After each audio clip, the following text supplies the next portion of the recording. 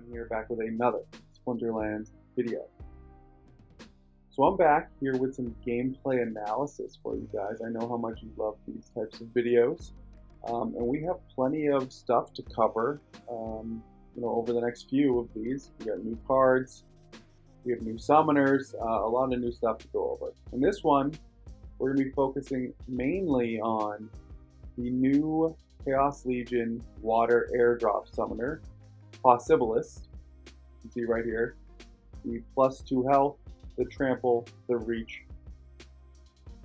I would say people have been pretty down on this card. The price, if we go take a peek on peak monsters, we go to Chaos Legion, Summoners, Legendary. It's the cheapest one by a decent amount, over $1 cheaper than Quicks. $2.50 almost dollars cheaper than Wraith, even more, almost $3, more than $3 cheaper than Yasik. People haven't been loving Possibilus. Compared to consensus, I would say I'm more positive on Possibilus than, again, general consensus. I've been forcing Possibilus a lot in my recent matches, just trying to find different strategies and synergies. So my win rate probably isn't that good with the summoner, but I have found some situations and sort of different scenarios in which Possibilus is going to be very, very powerful.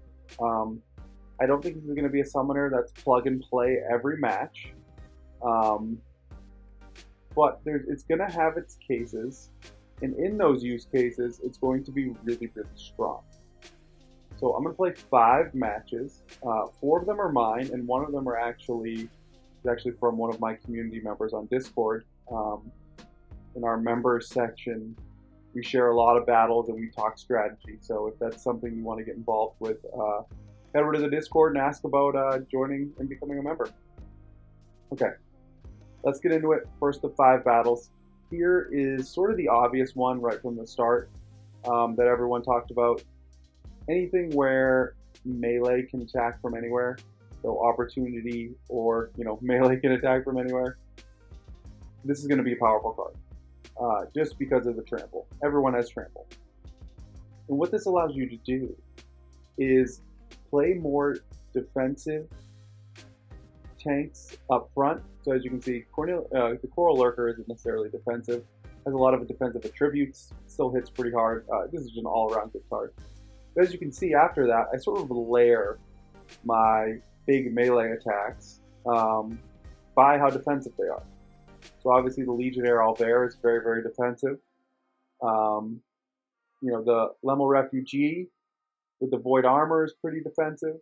But it also, with the Enrage and the 4 attack, it hits pretty hard. Then you have Demon Shark, now you're getting more offensive. And then Flying Squid's basically all offense, plus the Blind. Then boosted it with an Amplify. So you can just see how much damage Possibilus makes possible here.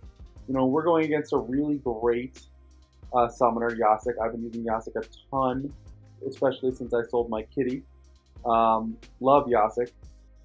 And it's just too much damage. Even with their speed, we're able to overcome. Let's play it through. And the other thing here is with the extra 2 health Possibilus gives us going against Yasik, and getting to play these big melee monsters that have big health, you're able to survive. Our backline monsters are able to survive. You get nice misses. Yeah, they also dodge. Unfortunate that our 1 magic attacker. So they actually made quick work of the Coral Lurker here. But we do get a Resurrect off.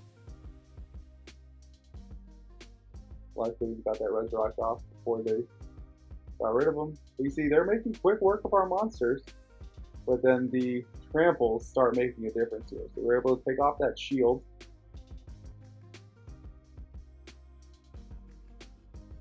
We're dropping pretty big bombs from the back. And this is like the trample just becomes so key. We're able to just do so much damage. You can see we were able to trigger a couple tramples on multiple turns. And we did miss that attack, but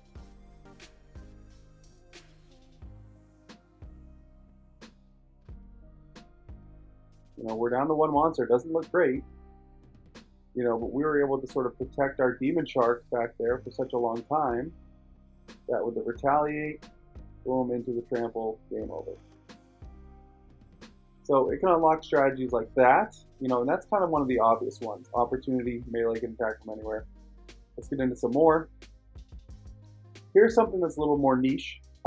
Smaller mana. So I've been experimenting with some smaller to mid-size mana plays, basically with the idea of getting the Deep Lurker unlocked with the Trample.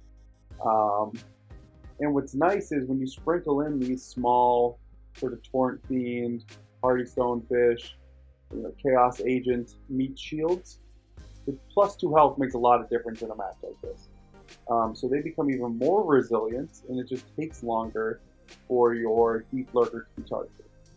And here I put the, you always expect Sneak in this type of rule set, or in this mana size, specifically when water's available, right? You expect Uraeus plus the Teleport Bandit. Didn't get that here, but that's why I put the Chaos Agent in the back with the dodge and backfire, hopefully to, avoid their sneak attackers.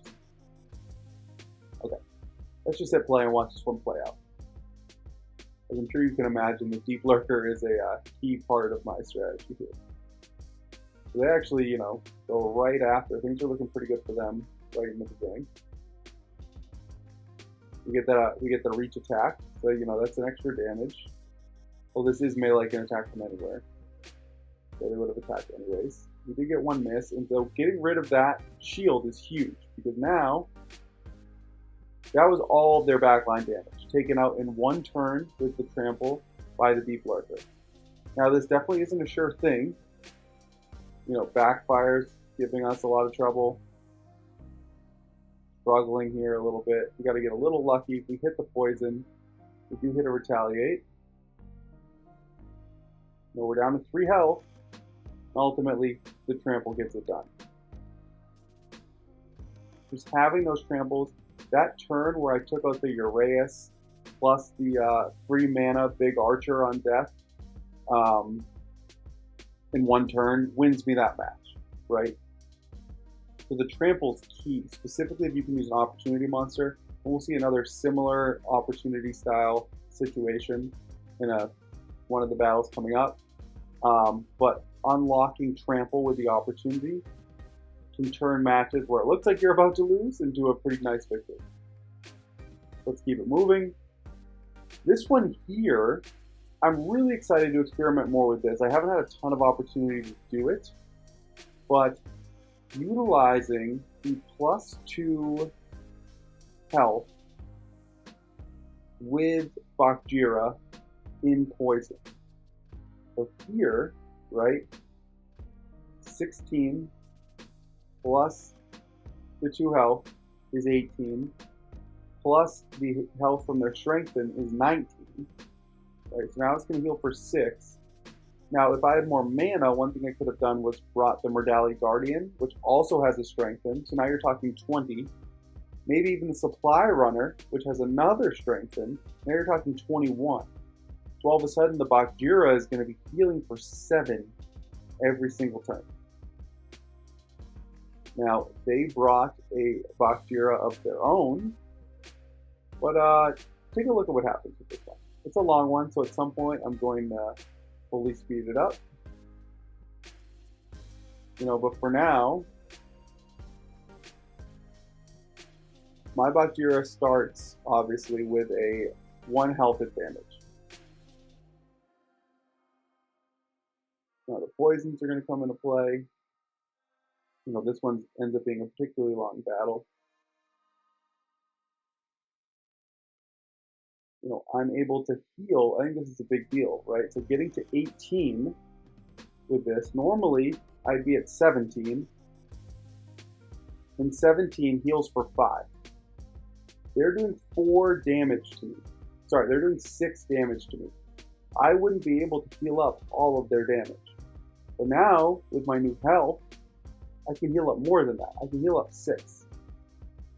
So I'm able to fully absorb all this damage that they're doing. No problems. No, they didn't bring a cleanse on their Bakjira. And my Bakjira is starting with more health. And then on top of that, I think we're going to end up with the same modality. What is this one called? The Angelic Mandarin situation.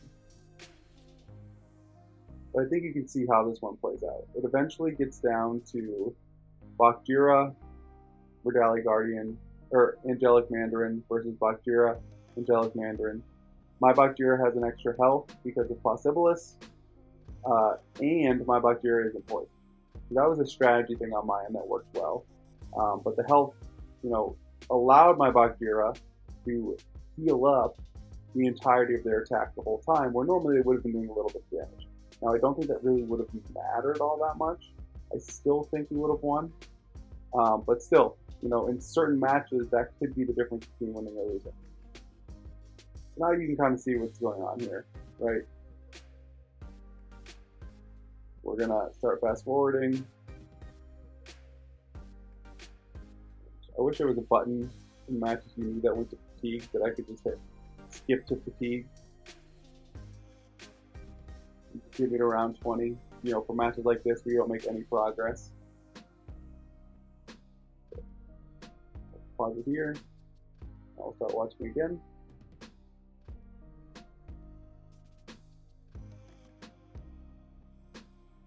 Probably not gonna make you go all the way through it. It's gonna be the poison damage that makes a difference for me.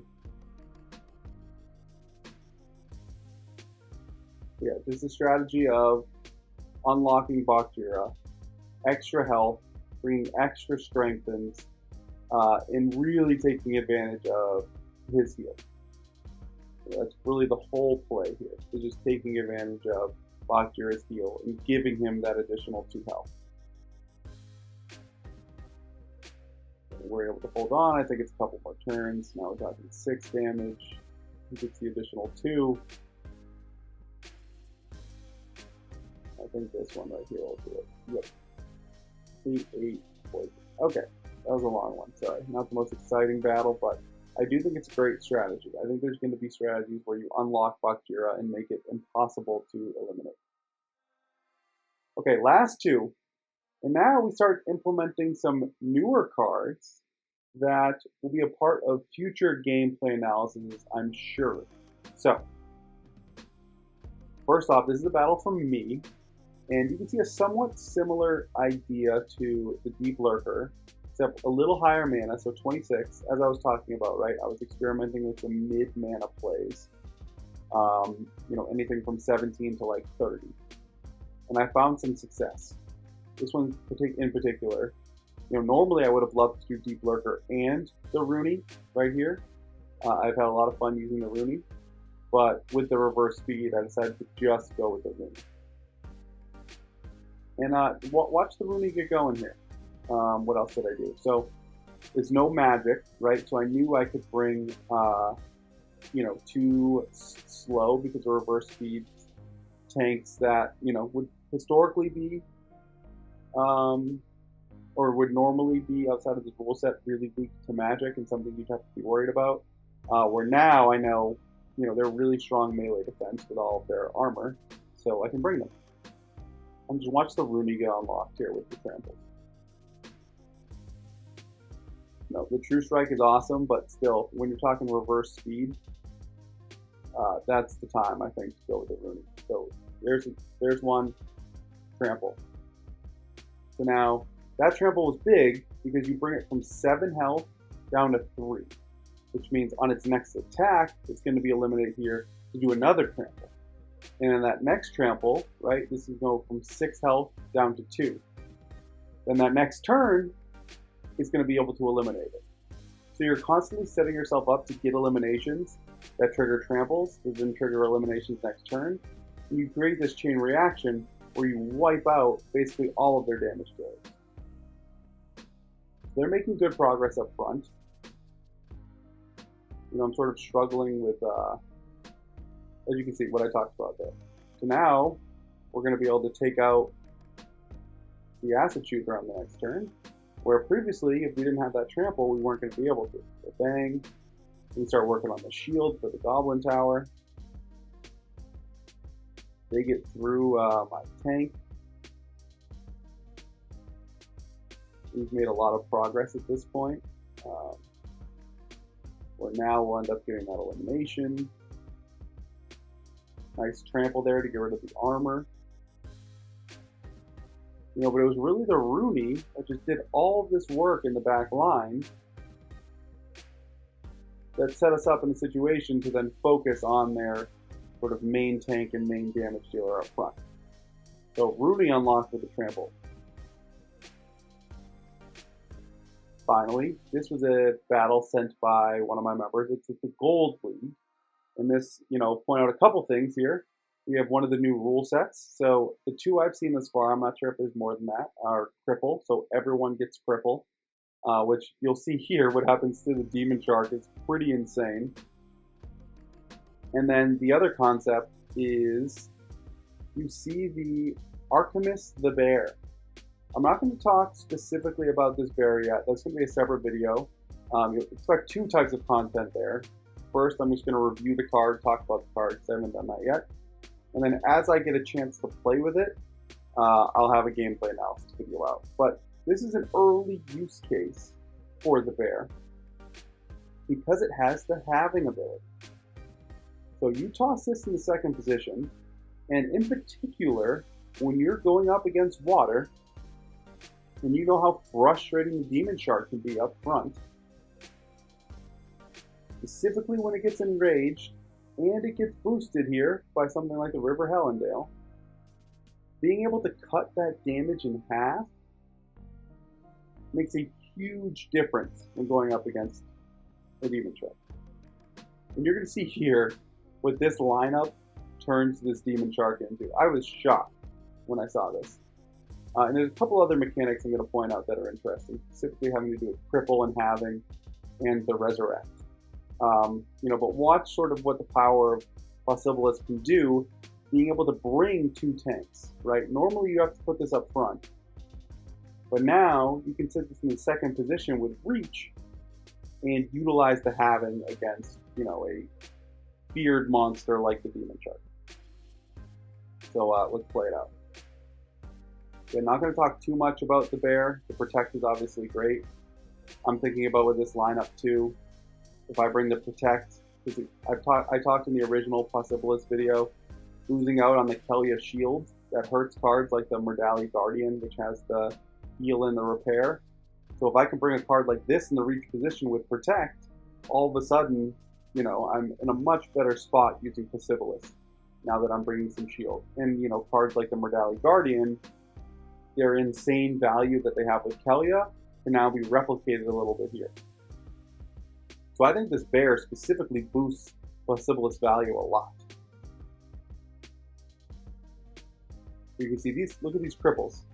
So they're just hitting it in the shield, but the cripple already has its health down to 5. And we'll see the halving in a second. Halving, attack down to 1. So now down to 4 health. When it's enraged now, its attack is only 2. So again, one of the craziest powerful tanks in Rift, in Chaos Legion, is completely, dismantled. And the halving sticks. So that's one thing I wanted to say. The halving sticks post-resurrection. So it was still only 2 attacks. So I'm very excited to use the bear. See if they get a dice 12 gets a resurrection here. Then the bear just moves right up into the front position.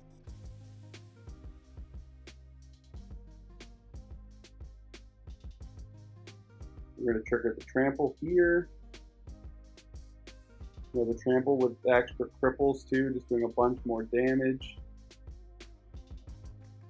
More tramples. Trample with the halving. Because some of these combinations here are absolutely insane.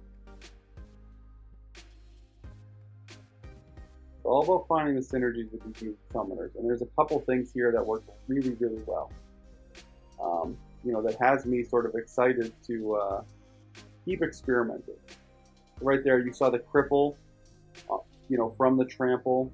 There's all these different rule sets where the trample becomes even more powerful.